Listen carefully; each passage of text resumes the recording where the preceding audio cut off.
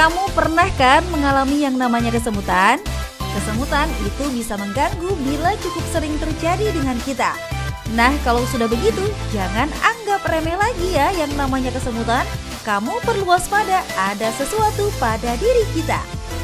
Parestesia atau yang umum dikenal dengan kesemutan merupakan kondisi mati rasa atau kaki seperti tertusuk jarum dan hanya bersifat sementara. Biar nggak keliru dengan informasi yang belum tentu. Nih, kalian kudu nonton dulu jawaban Dr. Ziki Yombana, spesialis saraf hanya di Ayo Hidup Sehat Plus. Yuk! Nah, fakta mitos yang pertama katanya sering beraktivitas menggunakan satu bagian tubuh sebabkan kesemutan. Wah, itu fakta atau mitos ya? Yuk tanya Dr. Ziki. Itu adalah fakta.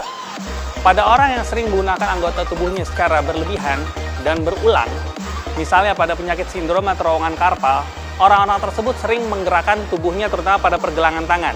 Misalnya menulis, mengetik, memotong bawang, menyulam, atau mengendarai sepeda motor.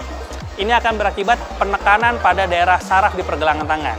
Kondisi penekanan pada saraf ini akan berakibat terjadinya kesemutan atau parestesia di jari-jari di tangan tersebut. Guys, stroke memang masih menjadi momok menakutkan bagi setiap orang. Mengkonsumsi makanan yang mengandung kolesterol tinggi seperti menjadi salah satu faktor penyebabnya. Eits, tapi bukan hanya itu saja loh guys. Malas melakukan olahraga juga dapat menyebabkan penumpukan lemak yang berakibat pada penyakit mematikan ini. Serem kan? Nah, tapi bener nggak ya kalau stroke bisa ditandai dengan kesemutan? Fakta atau mitos? Itu adalah fakta. Stroke merupakan serangan yang terjadi akibat gangguan aliran darah ke otak. Gangguan aliran darah ini tergantung bisa mengenai daerah otak yang mana. Apabila terkena gangguan motorik, maka akan muncul kelumpuhan pada pasien. Namun apabila yang terkena adalah gangguan pusat sensorik, dapat muncul gejala kesemutan atau parestesia yang terjadi biasanya pada sebelah sisi.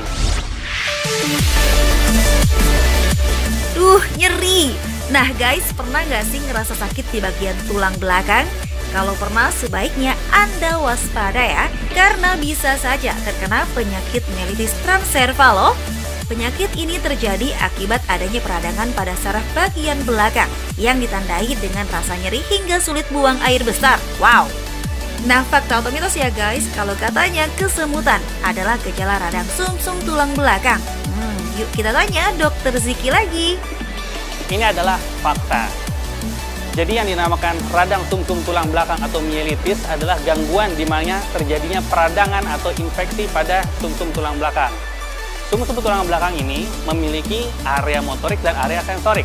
Apabila yang terkena daerah belakang atau daerah sensorik, maka akan muncul gejala parestesia atau kesemutan tergantung di mana daerah sumsum tersebut terkena. Bisa di tangan atau kedua kaki, atau bisa juga kedua tangan serta kedua kaki.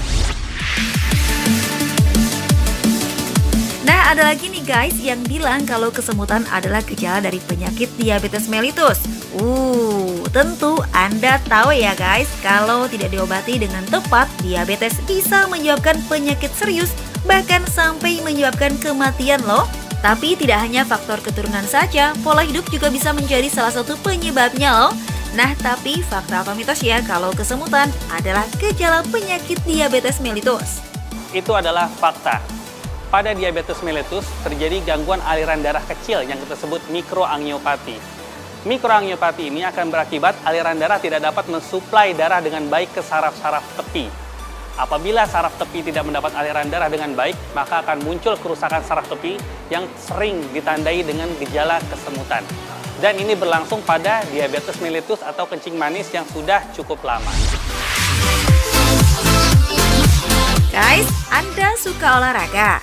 Jangan lupa untuk melakukan pemanasan agar tidak mudah cedera pada bagian persendian. Tahukah Anda kalau sakit pada bagian persendian tidak hanya dialami oleh orang tua saja, anak muda juga bisa loh guys. Nah, fakta atau mitos kalau penyakit sendi sebabkan kesemutan? Itu adalah mitos. Kenyataannya, pada penyakit sendi atau peradangan sendi, yang sering terjadi adalah rasa nyeri atau rasa pegal linu, bukan rasa kesemutan. Karena pada reaksi radang terdapat rasa nyeri yang sangat muncul terjadi. Jadi sangat jarang muncul kesemutan pada gangguan sendi. Guys, Dokter Ziki Yombana sudah panjang lebar loh menjelaskan tentang kesemutan. Pasti kalian sudah paham kan? Nah, supaya dalam beraktivitas kita bisa terhindar dari kesemutan, yuk kita simak tipsnya berikut ini. Oke. Makasih ya. Pemirsa, berikut adalah tips untuk menghindari kesemutan. Yang pertama, sebaiknya kita menghindari menggunakan anggota gerak kita secara berlebihan dan terus-menerus. Misalnya, menulis terlalu lama, kemudian mengetik terlalu lama, mengendarai sepeda motor terlalu lama, bisa juga mencuci terlalu sering. Ya. Usahakan ada fase jeda atau istirahat dalam aktivitas-aktivitas tersebut. Yang kedua, hindari melakukan posisi statis yang berulang. Misalnya menekuk terlalu lama seperti bersila, menundukkan kepala terlalu lama, atau kita menghimpit anggota gerak badan kita terlalu lama. Yang ketiga, jangan lupa kita harus terbiasa mengkonsumsi vitamin neurotropik, yaitu vitamin-vitamin yang dapat memperbaiki konduksi atau hantaran saraf tepi di tubuh kita. Sehingga apabila ini sudah dilakukan, insya Allah kesemutan tidak akan terjadi.